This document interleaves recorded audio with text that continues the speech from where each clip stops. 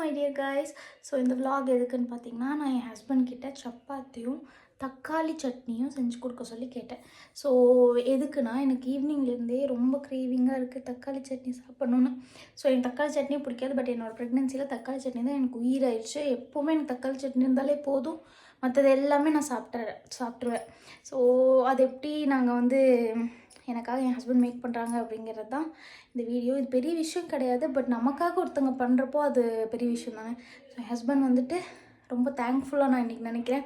Because எனக்கு பண்ணுறது கூட முடியல, பட் என் ஹஸ்பண்ட் இருந்தனால எனக்கு கொஞ்சம் அந்த வேலை ஈஸியாகிடுச்சு. நாங்கள் 2 பேரும் சேர்ந்து தான் பண்ணோம், பட் சேர்ந்து பண்ணனால ரொம்ப ஹாப்பியாகவும் இருந்துச்சு.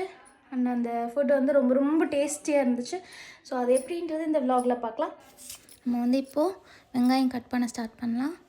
நானும் என்னோடய ஹஸ்பண்டும் சேர்ந்து வெங்காயம் கட் பண்ணோம். அண்ட் தக்காளி நல்லா கழுவி எடுத்துக்கோங்க, கழுவாமல் எப்போவுமே எடுக்கக்கூடாது. அண்ட் நெக்ஸ்ட்டு 4 பல் பூண்டு, வடைச்சட்டி வச்சுக்கோங்க, கடுகு, அதுக்கப்புறம் சீரகம், அதுக்கப்புறம் பூண்டு. அந்த 4 பல் பூண்டை போட்டுட்டு நல்லா கருகாத மாதிரி வேக வச்சுக்கோங்க. வரமிளகாவும் போட்டுக்கோங்க. அதுக்கப்புறம் ஆனியன் நம்ம சாப் பண்ணி வச்சுருக்க ஆனியனை அதில் சேர்த்துட்டு நல்லா வணக்கிக்கோங்க. வணக்கி முடித்ததுக்கப்புறம் நீங்கள் லோ ஃப்ளேம்லேயே வச்சுட்டு நீங்கள் அதை வணக்கணும்.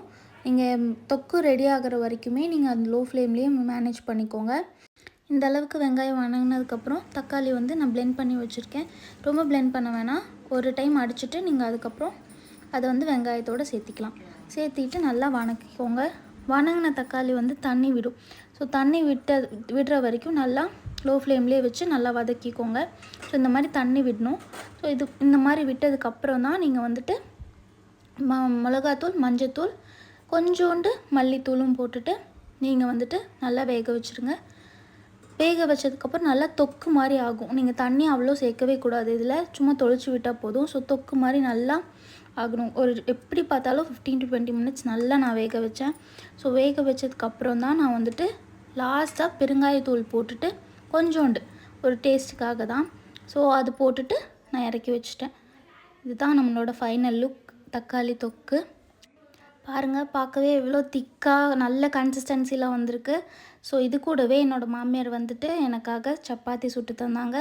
நல்லா பொசுன்னு இருந்தது அந்த சப்பாத்தி. இது கூட நம்ம செஞ்ச தக்காளி தொக்கும், மீன்ஸ் தக்காளி சட்னி, வாட்டெவர் நீங்கள் என்ன வேணாலும் சொல்லிக்கலாம்.